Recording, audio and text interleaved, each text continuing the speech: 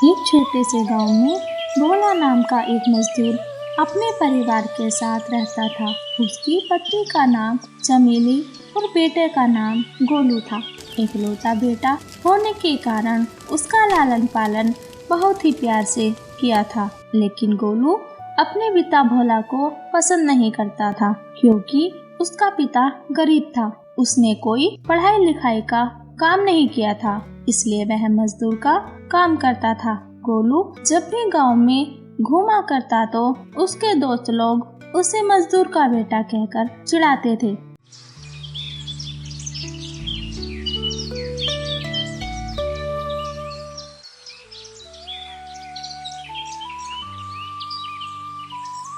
सुनो बेटा गोलू, घर चलो, तुम्हारे माँ बुला रहे हैं, तुम्हारे लिए खाना बना कर रख दिया है। फिर गोलू गुस्सा होकर अपने पिता के साथ घर चला जाता है।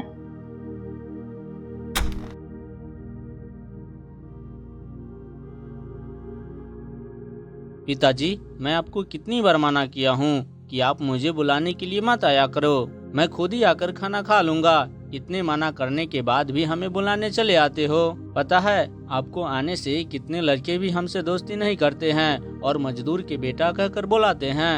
बेटा, ये तुम्हारे पिताजी हैं। पिताजी से ऐसे बातें करते हैं? तुम्हारे पिताजी तो पढ़े लिखे नहीं हैं, इसलिए गांव में कोई भी काम मिलता है तो कर लेते हैं और उसी पैसे से तो तुम्हारी पढ़ाई और घर खर्च चलता है। अब ये सब छोड़ो, चलो खाना खा लो, तुम्हारे लिए मनपसंद खाना बनाया है। माँ, ये सब ताने सुनकर हमें भूख भी नहीं लगती। आप ही पिताजी से कहो ना कि मजदूरी छोड़कर कोई दूसरे काम कर ले। बेटा, ऐसा नहीं करते, चलो खाना खा लो। फिर गोलू खाना खाकर सो जाता है। अगली सुबह भोला जब घर आता है,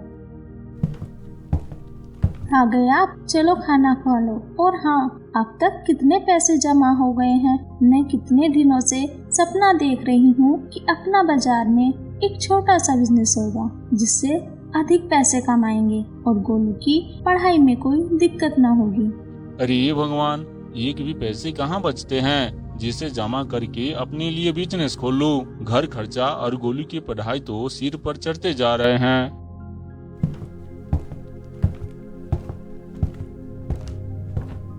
माँ, अब मैं गांव में नहीं रहूंगा। लोगों का ताना सुन सुनकर मेरा दिमाग खराब हो गया है। मैं अब शहर में पढ़ने जाऊंगा और वहाँ हॉस्टल में रहूंगा और कोचिंग भी पढ़ने जाऊंगा। बेटा, तुम घर के हालात तो जानता ही है। मैं मजदूरी कर कर किसी तरह जिंदगी काट रहा हूँ और तू शहर में पढ़ने जाएगा तो मैं उतना पैसा कहाँ से जोड़ कर दूंगा। हाँ, तो आपको कौन कहता है मजदूरी करने के लिए? शहर में कोई अच्छे बिजनेस खोलकर मालिक की तरह जिंदगी जियो। माँ, हम कुछ नहीं जानते, मैं शहर में जाकर ही रहूंगा। कोई बात नहीं बेटा, तू शहर में पढ़ाई करने जा, मैं किसी तरह पैसे जोड़कर समय समय पर पहुंचाती रहूंगी।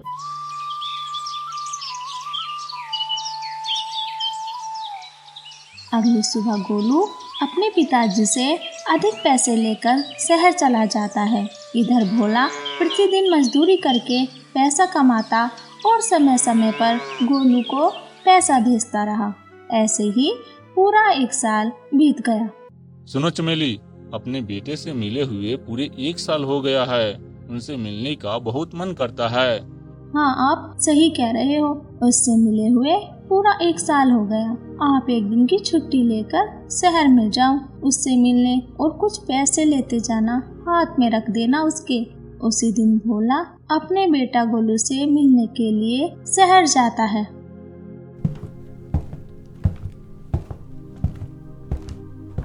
जब भोला गोलू के हॉस्टल के पास पहुंचा तो गोलू की नजर अपने पिता पर पड़ी। अरे यार, ये कहाँ से चला आया? इनसे छुटकारा पाने के लिए मैं गांव से शहर में आया, ये तो शहर में भी पीछा करते करते आ गया। बेटा गोलू, तुम अच्छे तो हो ना? बहुत जी करता था तुम्हें देखने के लिए। पूरे 1 साल हो गया है, तुम हमसे एक बार भी मिलने नहीं आते हो। अरे पिताजी, आप यहाँ कैसे आ गए? यहाँ हमारा दोस्त लोग देखेंगे तो क्या कहेंगे कि तुम एक मजदूर का बेटा हो। यह सोचकर कोई लड़का हमसे दोस्ती भी नहीं करेगा। बेटा, मैं तो सिर्फ तुम्हें देखने आया था कि तू सही सलामत है या नहीं। तुम अच्छे से खाना खाते हो या नहीं, लेकिन कोई बात नहीं, बस तुम अच्छे से पढ़ लिख कर एक सरकारी नौकरी ले लेना, ताकि मेरे जैसे मजदूरी नहीं करना पड़े। हाँ, यहाँ से जाइए पिताजी, मैं सरकारी नौकरी ले लूंगा। और हाँ, फिर दोबारा मत आइएगा, मैं छुट्टी लेने के बाद मैं खुद ही आ जाऊंगा। भोला अपने बेटे के बर्ताव से बहुत दुखी हो जाता है और वह वहाँ से अपने गांव चला जाता है।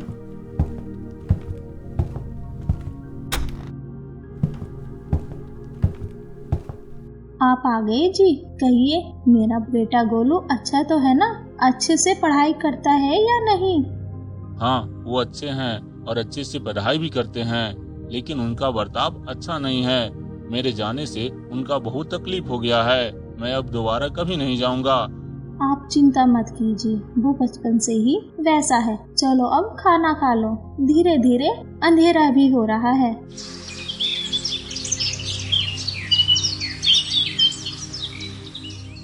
अरे रामू, मैंने सुना है तुम्हारा बेटा शहर में पढ़ाई कर रहा है। किस चीज की पढ़ाई करता है वो? और वो कहाँ रहता है? हॉस्टल में या कहीं बाहर रूम लेकर रहता है? हाँ सेठ जी, वो शहर में डॉक्टर की पढ़ाई कर रहा है। और सेठ जी, वो अपने 3 दोस्त के साथ एक हॉस्टल के रूम में रहता है। डॉक्टर की पढ़ाई में तो बहुत ज्यादा खर्च होता है। तुम्हारा सारा कमाई तो उसी के खर्चा में चला जाता होगा। अब मैं क्या करूँ सेठ जी, आखिर उसे तो भी सपना पूरा करना है ना। आखिर मैं जो भी कुछ करता हूँ उसके भविष्य के लिए तो करता हूँ। वो सब तो ठीक है, लेकिन यहाँ पर तो तुम्हारे ज्यादा कमाई नहीं होती होगी। तुम एक काम क्यों नहीं करते हो? तुम मेरे साथ शहर में चलो और मेरे लिए काम करो। मैं तुम्हारे रहने का व्यवस्था भी कर दूंगा और तुम्हें यहाँ से ज्यादा भी पैसे दूंगा। इसके बारे में सेठ जी मैं अपनी पत्नी से पूछकर बता दूंगा। यह कहकर भोला अपने घर चला जाता है।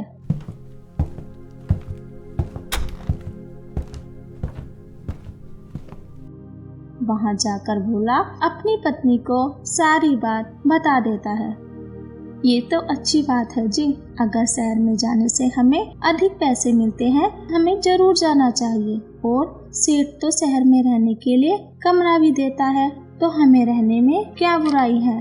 हम तो कहे तुम मना कर देगी, लेकिन तुम तो तैयार हो गई, तो चलो हम आज ही सेठ जी को बोल देते हैं। हाँ, जाकर बोलाओ कि हम लोग शहर में जाने के लिए तैयार हैं और वहाँ हमारा बेटा गोलू भी तो पढ़ाई करता है, उसके हॉस्टल के किराया भी बच जाएगा और हम तीनों एक साथ रहेंगे।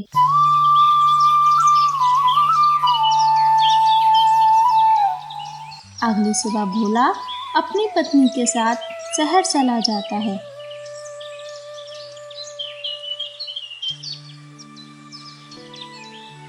उधर गोलू पढ़ लिख कर डॉक्टर बन जाता है और अपने माता पिता से पूछे बिना शहर की लड़की से शादी कर लेता है। ए जी, सुनते हो, हम लोग शहर में आ गए हैं, तो एक दिन छुट्टी लेकर गोलू को बुला कर ले आओ ना, उससे मिलने का बहुत मन करता है।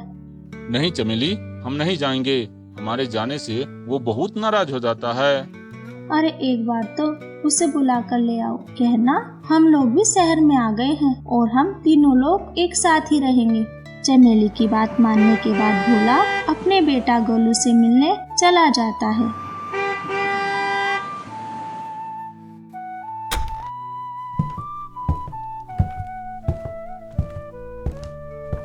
पिताजी, आप यहाँ कैसे आ गए?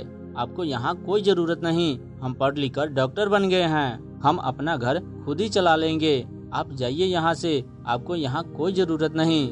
अपने बेटे की यह बात सुनकर भोला बहुत दुखी हो जाता है और निराश होकर अपने घर चला जाता है। रास्ते में उसे गोलू का दोस्त राकेश मिलता है।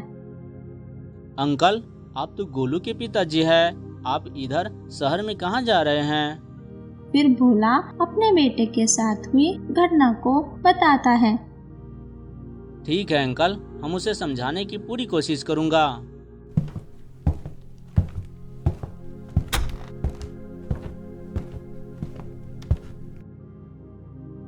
अरे गोलू, तुम अपने पिताजी से ऐसे बातें करने में शर्म नहीं आता क्या?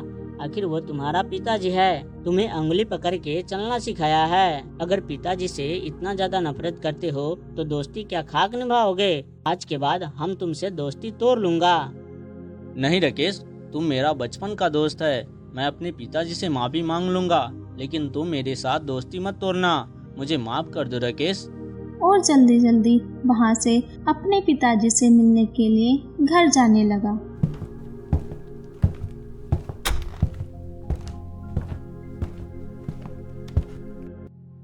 माँ, मुझे माफ कर दो माँ, मैं तेरे प्यार को नहीं समझ पाया माँ। और पिताजी कहाँ है? हमें उनसे मिलना है।